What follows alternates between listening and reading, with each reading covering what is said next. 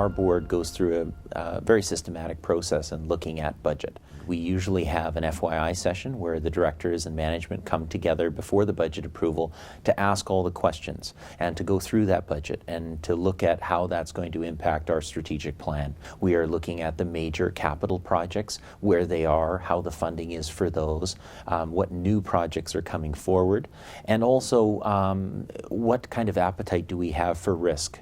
We're hearing things from members about our technology and our perhaps IT strategy going into next year. What do we need to allocate from that? So there's a long conversation that happens with that, and then that's ratified at the last Board of Directors meeting and approved. Well, the member linking meetings were the best attended this year of any other years, and that was absolutely fabulous to get that kind of feedback. So the three big areas that came up were MLS, were technology, mobile technologies, as well as data and education.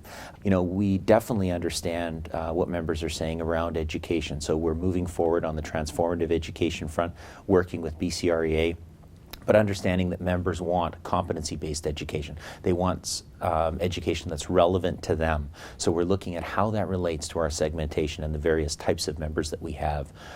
Members should see a new mobile platform that's coming out that isn't a curio. It isn't a skin over top of it that isn't. This is a full-fledged mobile solution. But how do we implement multiple strategies, perhaps multiple platforms for members? How do we go about in creating an IT strategy that might have faster iterations for members so that you're feeling an enterprise solution or a single solution or a pay-as-you-go solution that might solve those problems? So we're conscious of that, and that's moving forward into the next year.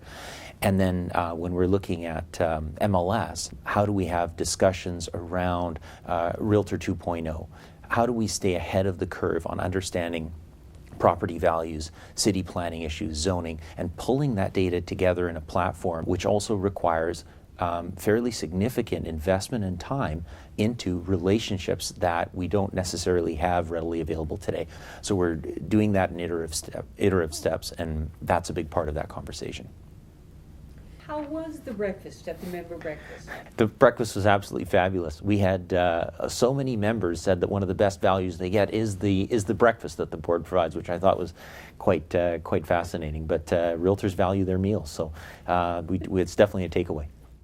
So one of the decisions we looked at was changing the name of the current presidents and vice presidents of divisions to add clarity to their roles and responsibilities. Right now at the board, we have lots of presidents, we have lots of vice presidents, and we want to make sure that the governance structure and the nomenclature actually reflects what is true and real. So we passed a motion that would change presidents to chairs and vice presidents to vice chairs of those divisions. And that will be something that will be coming to the AGM for ratification by the members. It was brought forward by the North Shore division and one of the directors that we have on the board to look at perhaps how the election process in the North Shore Sea to Sky is being handled. Obviously we have a large geography there, and there was some issues with members coming to election and candidates being designated from certain areas. And so the board shied a little bit away from getting back to a regional model when we're trying to move in a different direction for the entire organization, but it is a concern. So we put that back to the governance committee to look at that and see how we can facilitate the election process on the North Shore Sea to Sky division.